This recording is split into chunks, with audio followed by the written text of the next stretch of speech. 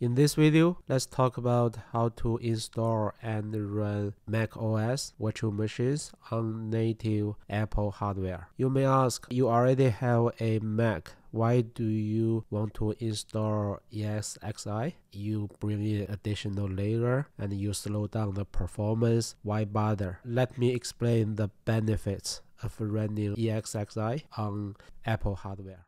In another video of my channel, I explained the process how to install ESXi 7 on a $200 made in 2009 Mac machine. For such type of machine, it's still super powerful. It's capable to run very modern OS, but Apple simply restricted to only be able to run macOS Mojave. Yes, by using some free third-party tool, for example, OpenCore, you can install Big Sur or Monterey on this type of old hardware, but it's not a smooth process. You need modification to your installer. In the future, for any update on any new OS, you need to wait for the third-party tools developer to update their software. If you simply install ESXi and all of a sudden you can install whatever macOS you want.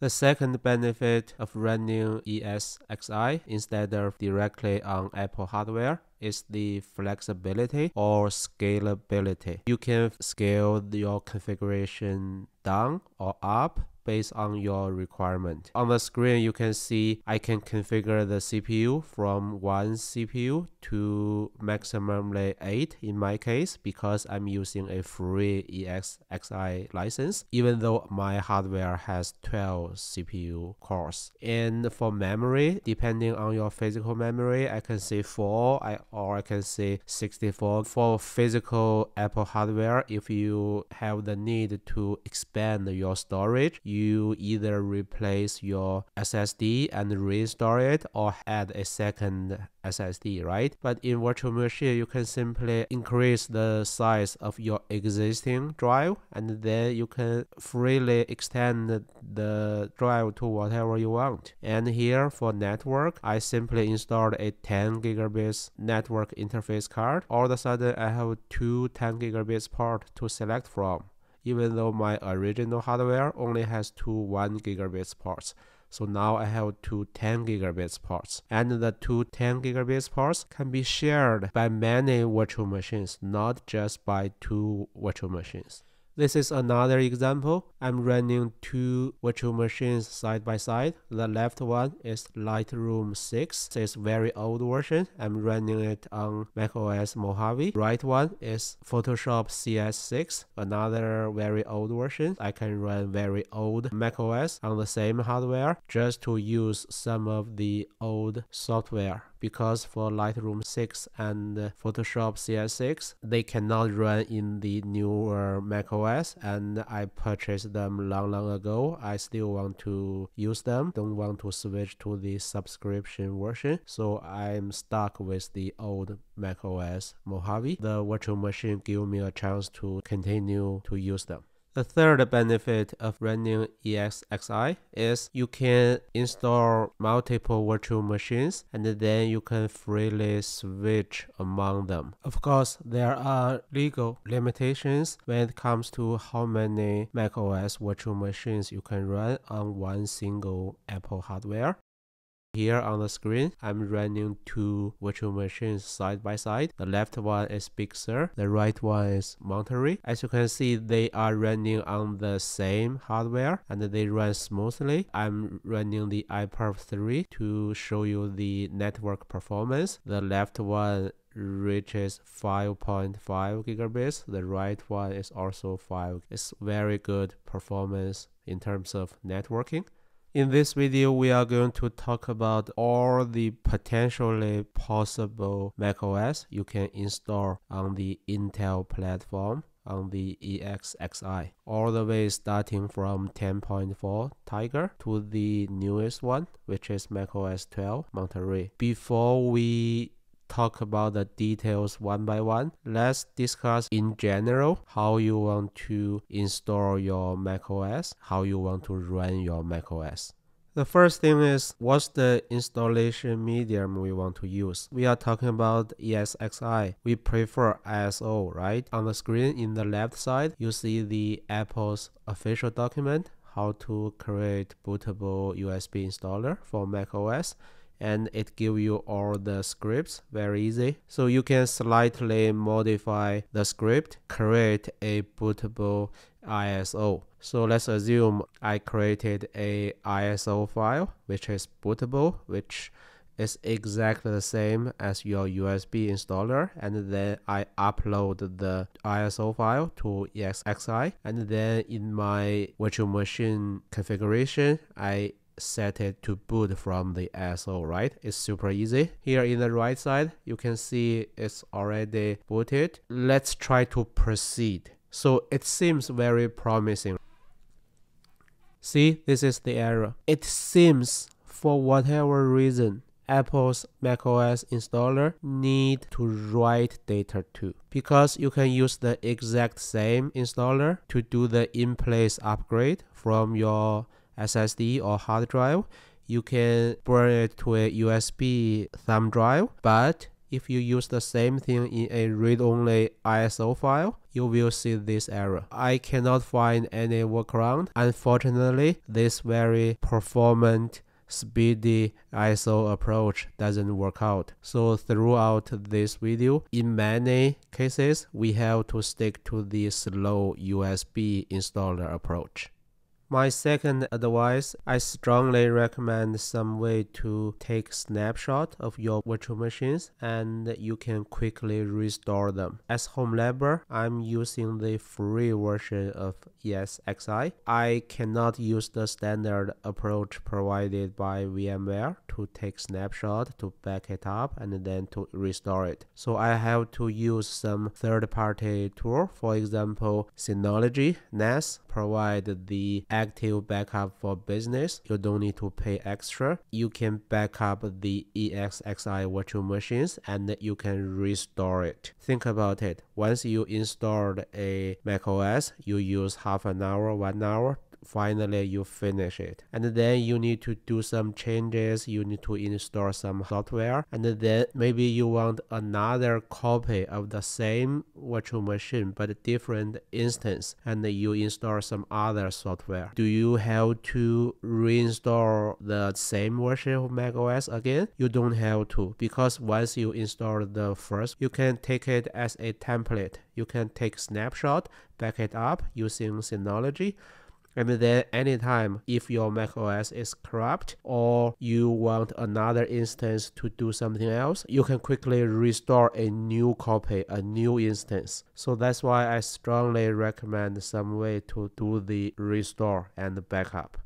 The third general thing I want to mention is about the Vmware Tools. If you have ever used VMware or ESXi, you know one important purpose of Vmware Tools is to provide the guest operating system a proper display driver so that you can freely resize the window. The left one, it doesn't have VMware tool installed, so when you resize it, it simply scales up, so it doesn't really change the resolution. But in the right side, I did install VMware tool already. If I do the resize, see, it will automatically change to the proper resolution. If you simply Google VMware Tools, you will reach this. The 11 version works for the latest macOS, but if you do want to install the old versions, for example 10.7, 10.8, you need the 10.x version for the VMware Tools. But let me show you. If you choose 11 and then go to downloads, yes, you can see the macOS version, right? No problem. But if you choose the 10.x, then go to download, you only find the Linux version. Kind of weird, and it cost me a lot of time. Finally, I found this link. I will put the URL on the screen, so if you want, you can use that screen to download the version 10 of VMware Tools, because here, as you can see, it does support OS X. It's just a tip for you. If you do need the early version of macOS, you need this version of VMware Tools. It's time for us to talk about the macOS installation version by version. Next important topic is how you can get the installation file you need. Secondly, how you can make a bootable USB installer. Let's check how we can get the macOS old versions. So in the left, you see a web page from Apple. You simply search how to get old versions of macOS. You can reach this page. It tells you different so-called old versions of macOS, how you can get them. Problem of this official approach is your OS, which you use to download the old versions, has to be lower than the versions you want. For example, if you are using Monterey or Big Sur and then you try to download Mojave, this link will redirect you to App Store, and the App Store will prevent you from downloading the older versions because your current OS is already higher than the version you want to download. How you can work around it? In the right side, I show article from OpenCore. You simply search OpenCore, you can reach the website, and then in the left you click the downloading macOS, modern OS, and the legacy OS. For the so-called modern OS, you can directly run this one-line script and then download the disk image. You can find the approach to download the older macOS. Once we have the installation medium downloaded from Apple, the next thing you need to worry about is how you can make a bootable installer. In the left side, I show you the official Apple's document about how you can make the bootable USB installer, but for some reason Apple simply skipped several versions, and to find the missing versions, for example Sierra, for example Mavericks, you can still search the OpenCore webpage, and in the left you see setup installer, and then you can see this section, the legacy commands. You can find the missing command. I won't go into the details. You can read the two web pages by yourself. You will end up with perfectly bootable macOS installer. Starting from macOS 10.4, Apple had Intel version all the way to the current version, which is 12, Monterey. There are 14 macOS versions. I tried all of them on the ESXi, and I grouped the results in 8 groups. Each group has their different results, and if it was successful, there was unique ways to make it successful. So let's start with the very first Intel version, Tiger. If you try to create a virtual machine in ESXi, here in the guest OS selection, you can choose macOS. In non-native Mac hardware, you still see this option, but your installation won't be successful because you are only allowed to install macOS virtual machine on Apple hardware. Of course, there are a lot of tricks or modifications to force ESXi to install it, but this video is about how to install macOS virtual machines on Apple hardware. Here in the versions, that's the interesting part. You can see the earliest version was 10.5. It doesn't include 10.4, but let's still try to install one. Let me try to power it on. So it's very quick, but you can see the result. It does display the Apple icon, which means the ISO file is bootable. It is a real installation disk, but it simply doesn't give you any error. After spinning a while, it simply stopped. It's not supported. Move on to 10.5 Leopard and 10.6 Snow Leopard. These two macOS are special because they are in the early stage of the Intel version, and Apple even had server versions for them. So if you try to create a virtual machine in ESXi, you can see both 10.5 and 10.6. This is the PDF file. You can search for it on web from VMware. In the Apple section, it lists all the compatible versions. You can only see 10.6 as the earliest version. There's no 10.5, even though in ESXi 10.5 was listed. But it doesn't matter because 10.5 and 10.6 behave similarly. Let's check 10.6. It supports server only. It doesn't list the normal desktop version which we were familiar with. If we force the installation of desktop version, let's see what will happen. Start your virtual machine for the 10.6 version. You will see the Apple icon flash and then it disappears, and then your virtual machine will be shut down automatically. So this type of symptoms mean yes, your ISO image is bootable, but ESXi simply doesn't want to proceed. I don't see a way to install the desktop version for 10.5 and 10.6, and because you need to buy the server version, so I don't want to proceed. Let's move on to the more reasonable 10.7 version. This is the disk image you can download from the web. If you double click it, you will see this install macOS X.pkg file. It's just a package file. You need to run it. Then you will get this install macOS X line.app file. But the problem is, let's say now I'm running the latest macOS, which is Monterey. If I try to run this, I will get error because it simply doesn't allow me to run this lower version package file. The way I resolve it is I do have a old Mac which runs macOS 10.6 Snow Leopard. I run this package file there, and then I got this app file. Once you get the app file, it's very easy to install 10.7 and 10.8 because you can right click on the app file and see here the second option. You say show package contents, and you double click the content. You see the folder. It's called shared support. Inside the shared support, there's one file. It's called install esd.dmg. It's another image file. You directly copy this file out and move it to ESXi. Then you can use it as the ISO file to boot your virtual machine to start the installation.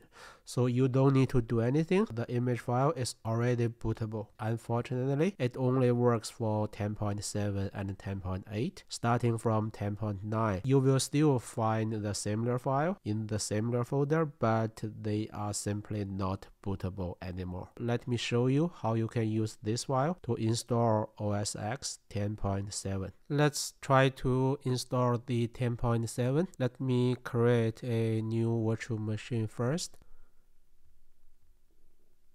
macOS, and here I say macOS 64 bits. Choose the storage, and here you need to pay attention. I tried to select more than one CPU. It didn't work. You have to stick to CPU 1, otherwise your installation will fail. You don't have to change memory if not necessary because they really don't need very huge memory. Don't need to worry about the disk space very much in the beginning because later you can increase it anytime. It selects the USB 2.0 automatically. Later this will be a trouble for us, but let's talk about that later. For now we are good. In the disk image, you need to choose the disk image we just talked about. I already selected. Then next, finish. And then let's try to boot it. See, you see the Apple logo. That's a good sign.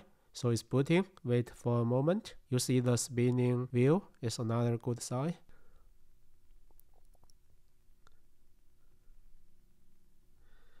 Okay, see? This is the familiar welcome screen, so you can start your installation. I won't waste your time to show you how to install it. This is the 10.7 and 10.8 after your successful installation. Look at those beautiful old-fashioned buttons. I really like the old interface. Anyway, the installation for 10.7 and 10.8 are very smooth.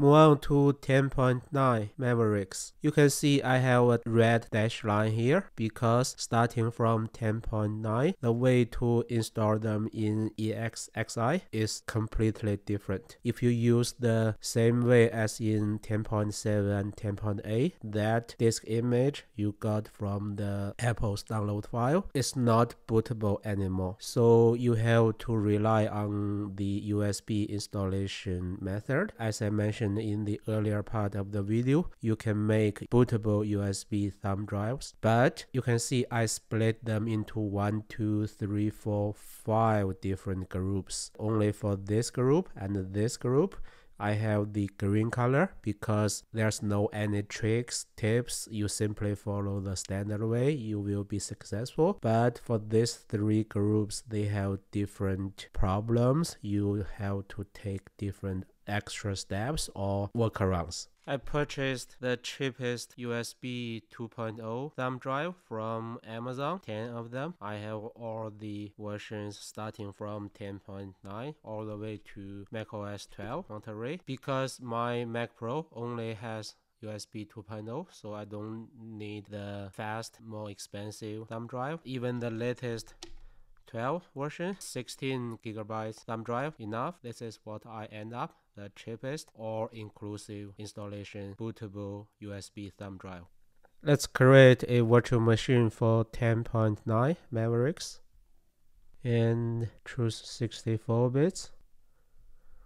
In the earlier version, you need to be cautious when choosing CPU because even though the OS itself supports multiple processors in ESXi, I didn't make it work out. For 10.9 and forward, there's no problem. You can choose the multiprocessor. For example, I'm using the free ESXi license, so let me choose 8. For memory, why not bigger, right? 8, and I'm good with 40 gigabits hard drive. You can see there's no USB drive here. I already plug in the bootable USB thumb drive. Let me add it. USB device, and I choose the one which is my thumb drive. That's it. Finish. Then let's boot it up. See, it's a good sign. You see the Apple logo. You see this welcome screen, and your mouse is working and the keyboard is working. So you can start the normal installation process. For this type of old version of macOS, when you install them, you may see the common issue, which I can show you now. Yeah, everything's normal so far. Then I choose the hard drive, no problem. See, this message is pretty scary. It may make you think, wow, you may download something wrong. It's not really from Apple. Someone already tampered it, right? No, it's not the case. The real reason is the certificate used by this installer has already expired. To work around it, you simply go to Utilities and open a terminal. What you want to do is to change the date, because by default you have the today's date, right? What you want to do is give it a pretty old date. Let's say January 1st, then 1 o'clock, 1 minute, and then you want to give it the year. So let's say 2015. Okay, so this is a pretty old date. Close. Then let's try it again. See? No error. The installation will continue as normal, but just don't forget, once you install it, you need to change the date back. 10.9 Mavericks installed. Everything works fine. Move on to 10.10 Yosemite. It should have been a very smooth installation process, just like 10.9 for 10.10. But unfortunately, there's a problem. Let me show you. This is the virtual machine I just created, and here this is the troublemaker. So by default, the system suggests USB 3.1 as the USB controller. It should have worked even for the earlier version 10.9. It works. So why not in the 10.10, right? Let's try it. Okay, It's boot up. So this time I'm moving my mouse. It works fine. But in my previous tries, it didn't work. I had to change the USB controller setting to 2.0. Then the mouse works fine. It doesn't work consistently. In your case, when you see the mouse cursor not moving or keyboard not responding, it's not a big deal. Simply change the USB version, then you are fine. Once it's installed, you can freely change it back to 3.1, no problem. Among all the macOS versions, 10.11 El Capitan is the most difficult one to install on ESXi. It has so many troubles and so many different problems. Let me show you one by one. I already created the initial virtual machine, nothing special, boot from USB. Let me boot it up. You can see the error right away.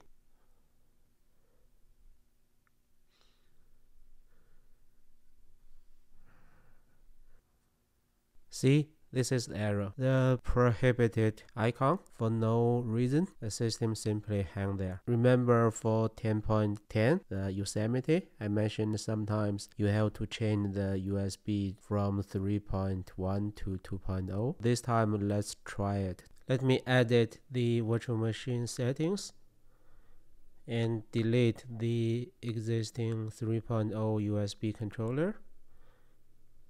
Add another one and change it to 2.0. Save. Then let's boot the virtual machine again. Finally, I see this welcome screen. So you may think it's working, right? We can proceed with installation. Apparently that prohibited icon problem is due to USB version, right? No, this is just the beginning of the troubles. Let me proceed.